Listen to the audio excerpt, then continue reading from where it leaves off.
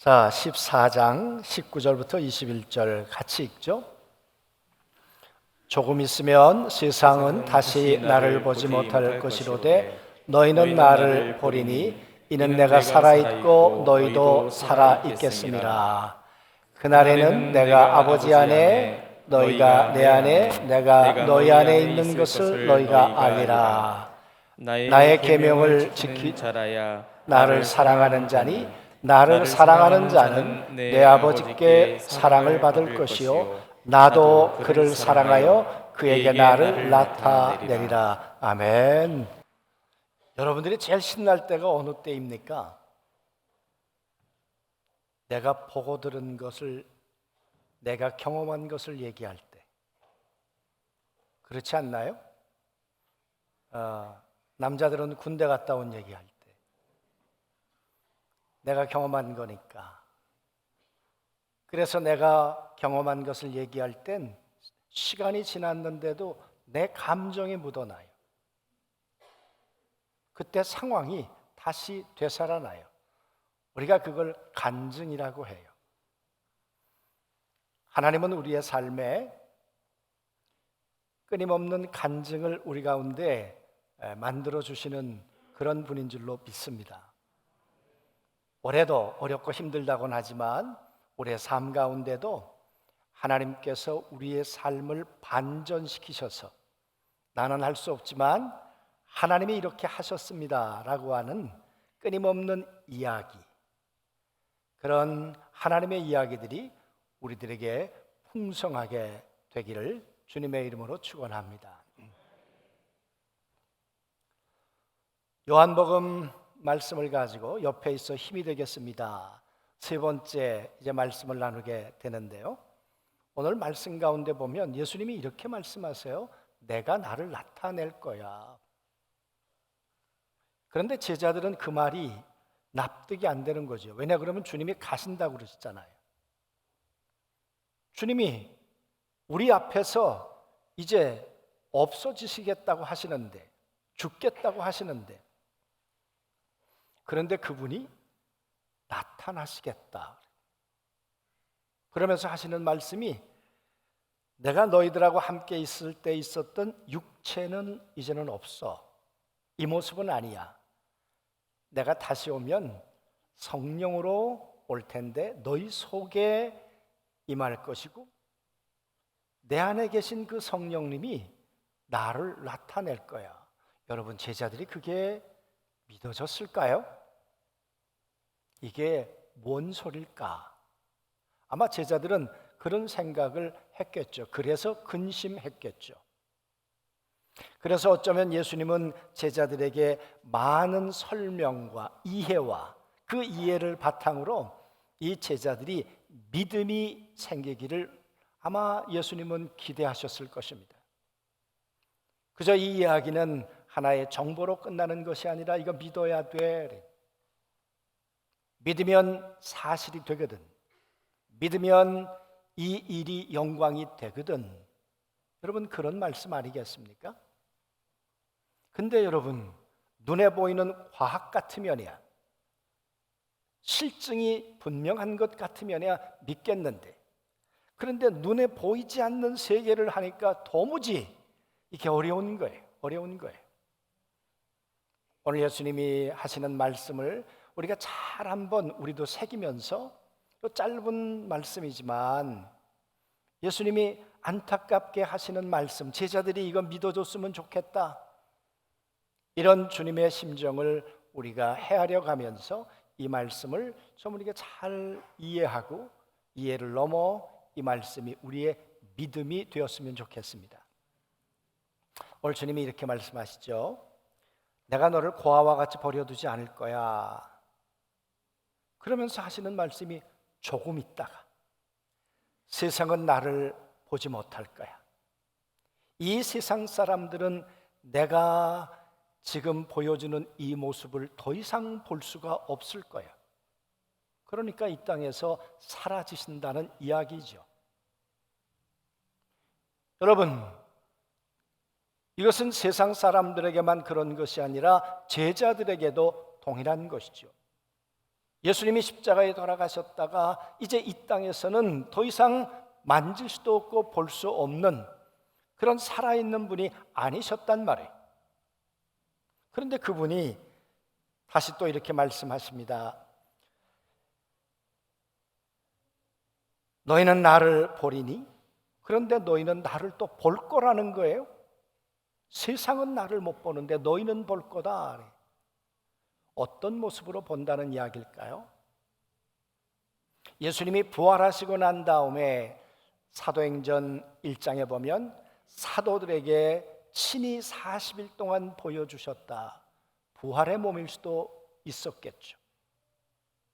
내가 아무에게나 부활의 몸을 보여줄까? 그러면 그들이 믿을까? 그건 아닐 거거든. 그러니까 나는 다시 너희에게 나타나서 내 몸을, 부활의 몸을 보여줄 거야. 그리고 너희는 살아있을 거야. 살아있는 너에게 내가 부활의 몸을 가지고 와서 확인시켜 준다니까? 아마 이런 말씀이 아니었을까? 여러분, 이 말을 듣고 그래요, 예수님 그러면 어여 죽으셨다가 빨리 새 몸을 입고 오세요. 우리가 살아있어서 기다릴게요. 그랬으면 좋았을 텐데 몇 명이나 그랬을까요? 제자들에게는 이 말에 밑바탕이 되는 그들의 문화가 있습니다. 그게 뭐냐 그러면 결혼 문화예요. 결혼을 약속하게 되면 신랑이 가서 처소를 예비합니다. 신부가 준비될 수 있는 이 집을 마련한다 그 말이에요. 그러면 됐다 하는 사인을 아버지가 내리는 거예요. 그래서 그 시와 그 때는 몰라요. 아버지가 예 아들아 이만 됐다 그러면 그동안 약속했던 신부에게 가서 내가 처소가 예비가 됐으니까 같이 갑시다. 그래서 나 있는 곳에 당신과 함께 삽시다. 그게 그들의 결혼이에요. 14장에 들어오면서 예수님이 하셨던 말씀이 그 배경이죠. 내가 가서 처소를 예비하면 다시 와서 너희를 영접해서 나 있는 곳에 너희도 있게 할 거야.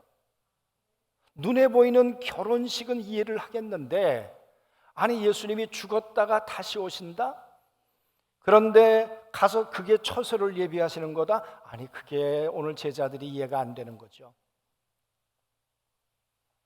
여러분, 그런데 오늘 주님은 아니야, 내가 살아있는 모습으로 나타날 거고 너희들은 그 모습을 보게 될 거야.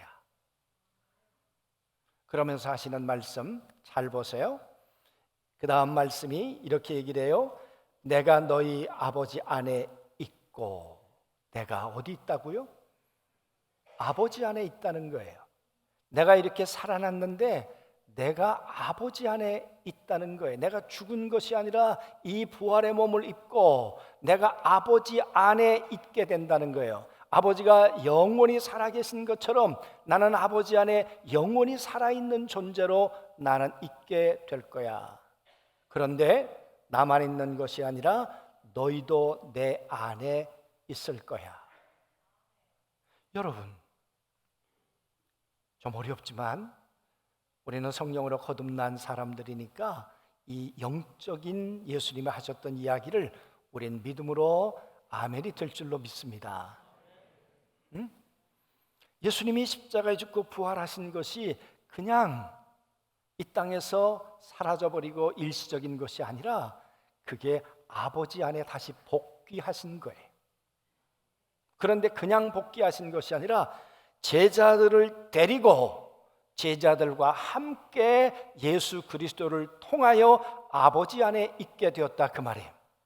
그래서 아버지 안에 예수님이 계시다면 예수님 안에 제자들도 함께 있는 것이고 그 예수님 안에 여러분과 저도 믿음으로 함께 있게 된 걸 믿습니다.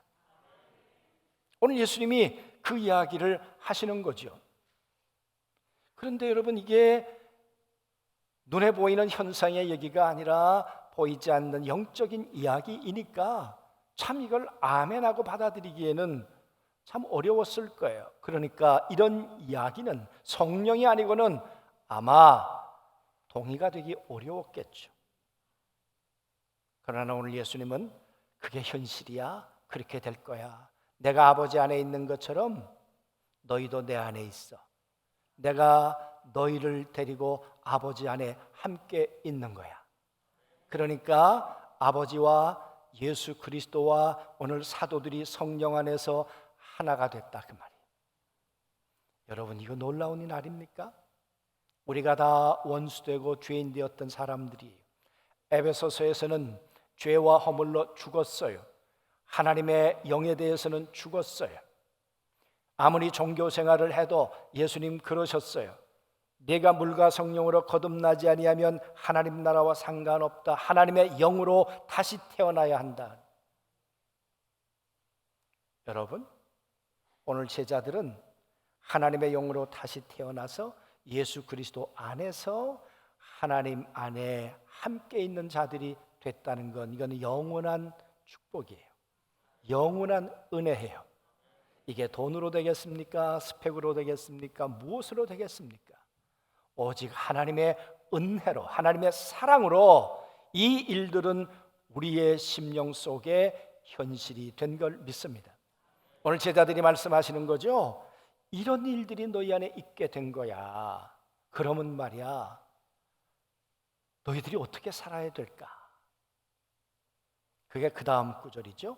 내 계명을 받아서 지키는 사람은, 여기서 말하는 계명이란 여러분 1계명, 2계명, 3계명 그런 의미의 계명이 아니라 이런 이야기예요.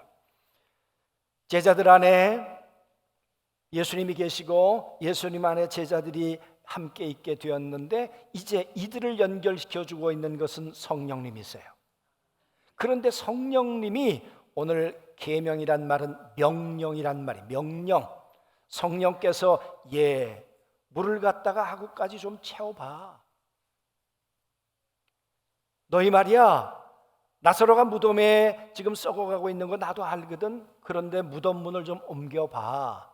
그 명령을 듣고 성령의 음성을 듣고 그 명령을 사랑하는 자는 그랬어요. 그렇게 말씀했죠. 나를 사랑하는 사람이요 명령을 받아서 지키는 자는, 이 사랑이란 말 제가 요한복음 말씀드릴 때 여러 번 말씀드렸습니다. 헬라어는 사랑에 대해서 4가지 단어를 가지고 구분한다 그랬습니다. 부자지 간의 관계, 스톨게란 단어를 써요. 친구 간의 사랑은 필레아라 그래요. 남녀 간의 사랑은 에로스라 그런다 그랬어요. 이것은 관계적 사랑이에요. 그러나 여기서 말하는 사랑이란 말은 아가파오 그런 말인데 이 말은 가치를 인정하는 사랑을 말해요. 그 말은 예수님이 말씀하시는데, 성령님이 말씀하시는데 그 음성이 들려오는데 이게 맞지. 이 말씀대로 내가 순종해야지. 이 음성의 가치를 인정하고 몸으로 옮겨 놓으면, 그 말이에요. 돌을 옮겨 놓으면, 물 위로 걸어가겠다고 발을 내디디면 그게 가치를 인정하는 사랑을 말해요.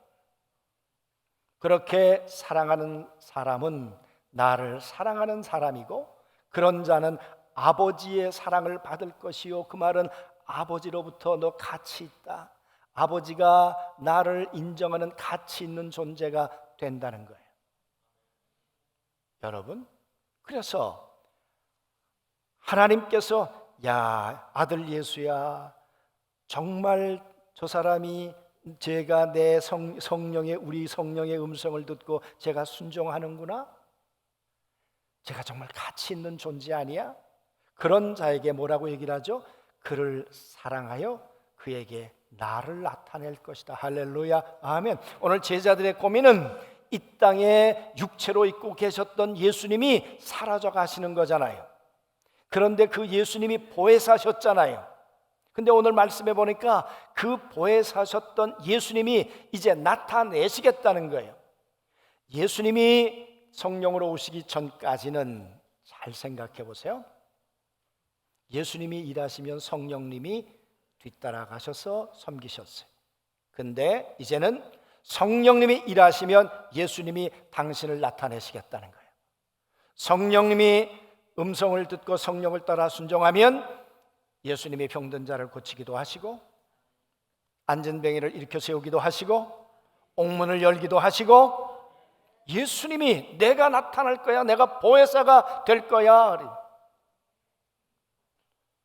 이게 눈에 보이지도 않는데 정말 이런 일이 작동될 수 있을까? 여러분, 20세기가 들어오면서 과학으로 검증될 수 없는 것은 그건 믿음이 아니라고 했어요. 실험실에서 입증되는 것만 그건 우리가 인정하다 그랬어요. 과학, 실증주의. 그러나 여러분, 이 세상에 과학이 있는 것처럼 영적 과학도 있는 거예요. 예수님의 이름으로 기도하면 하나님이 들으시고 응답하세요. 여러분, 이게 실험실에서 해결되나요? 아니에요. 오늘 이야기가 실험실에서 이게 해결되나요? 아니에요. 이건요, 믿음으로 살면 우리에게 간증이 될 줄로 믿습니다.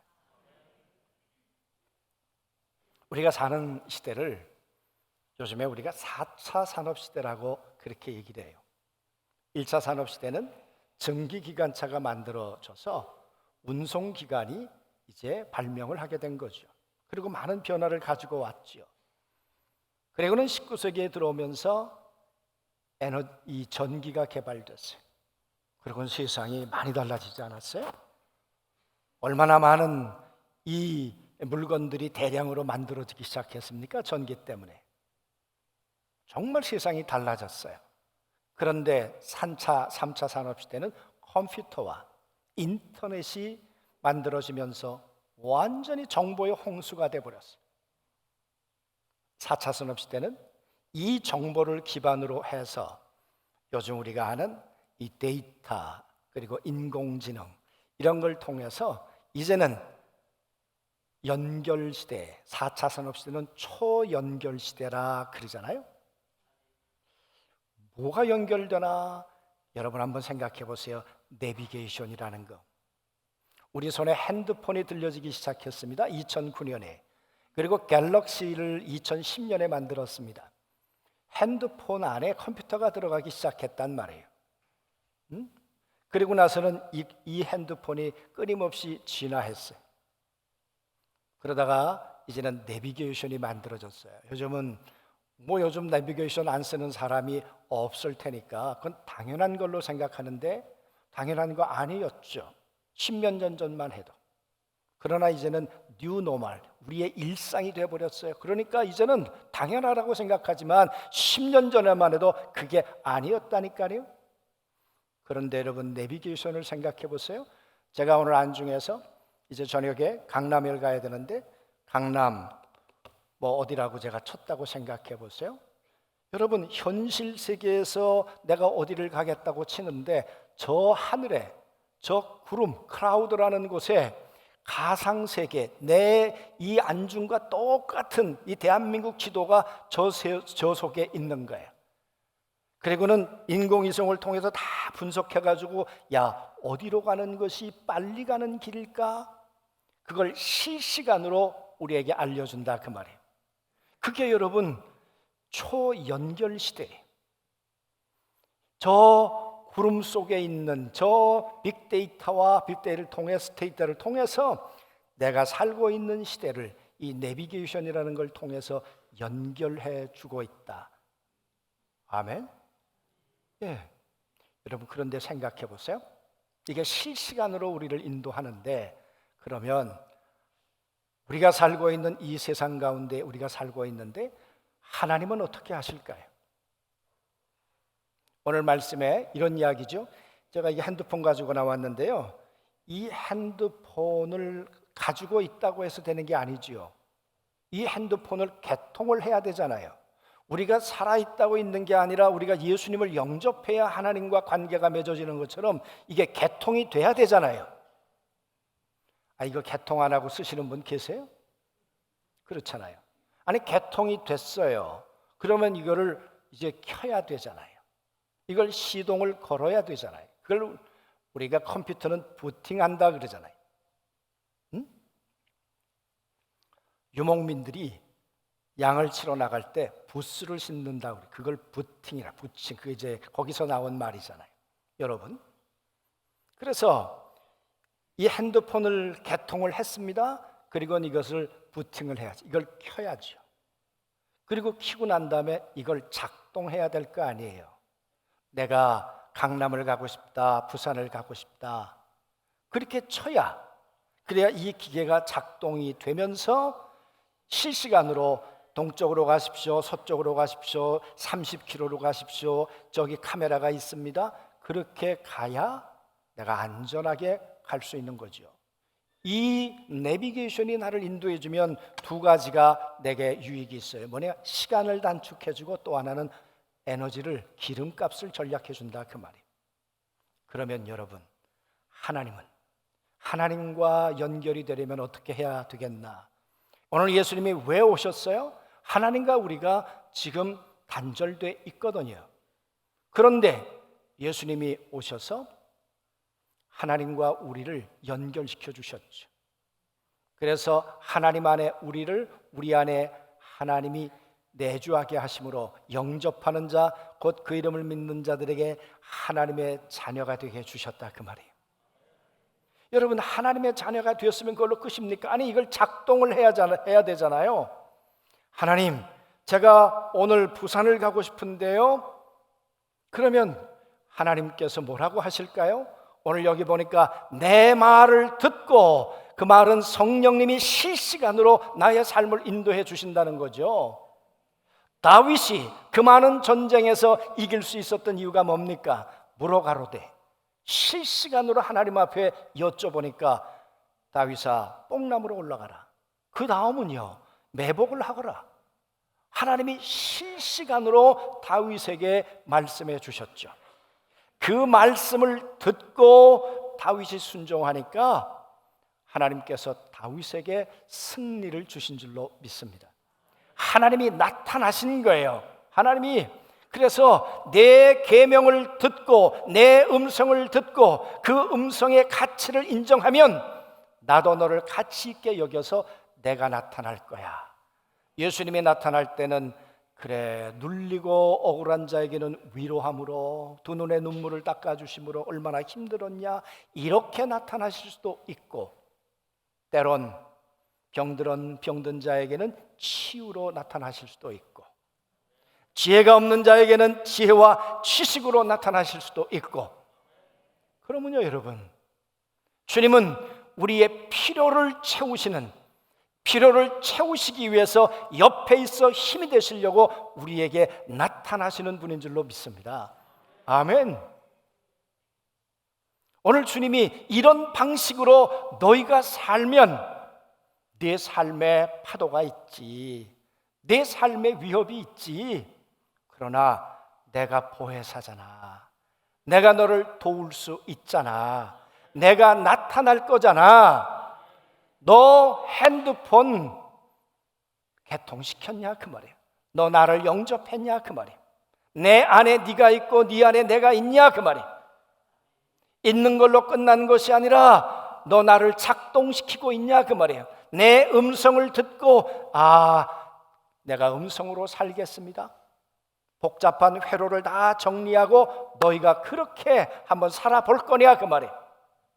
그런 자에게 오늘 주님은 말씀하시죠. 내가 나타날 거야. 그분이 살아계십니다. 그 성령님이 오늘도 우리가 이 공식과 원리가 작동되기를 원하십니다. 여러분, 저 하늘에 있는 크라우드는 인공위성이 떨어지면 끝나지만 우리 하나님은 망가질 이유가 없으세요. 성령님은요, 전기가 끊어져도 우리와의 관계가 단절되지 않으세요. 그 성령님은 끊임없이 우리에게 말씀해 주시고, 그 성령의 감동을 따라 살아가는 자 속에 내가 나타나. 그래서 여러분, 그걸 경험한 사람은 우리가 그걸 가리켜서 간증한다는 거예요. 우리 찬양대가 이것이 나의 간증이요, 내가 그렇게 살아보니까 되던데, 내가 이렇게 살아보니까 하나님이 싸울 것이 없도록 내게 하나님이 주시던데요, 이 간증만큼 나를 힘있게 하는 게 없다니까요. 올해 옆에 있어 힘이 되시는 이 주님으로 말미암아 우리가 힘차게 살아갈 수 있게 되기를 원합니다. 사도행전 2장에 보면 여러분 평범한 사도들이었죠. 사람들이었습니다. 그런데 오순절 마가다락방에서 성령이 임하시고 난 다음에 그들이 예수를 믿고 거듭났습니다.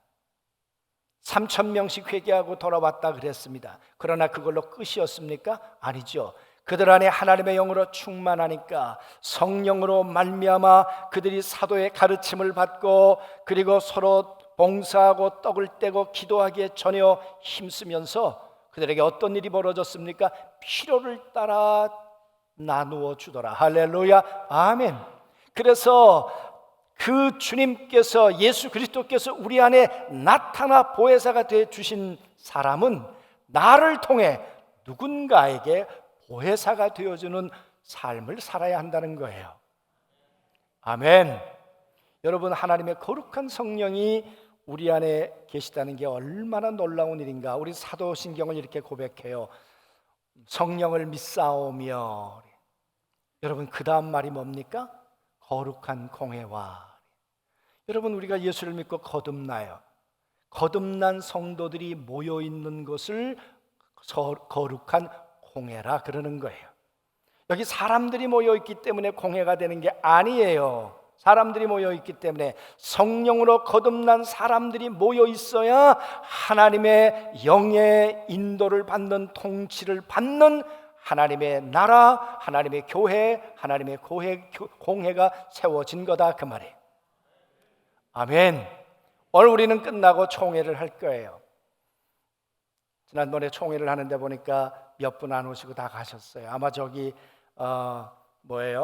바자회 하는 데 가서 혹시 늦게 가면 없을까 봐 걱정하지 마세요. 나중에 배달까지 다 해드릴 거니까.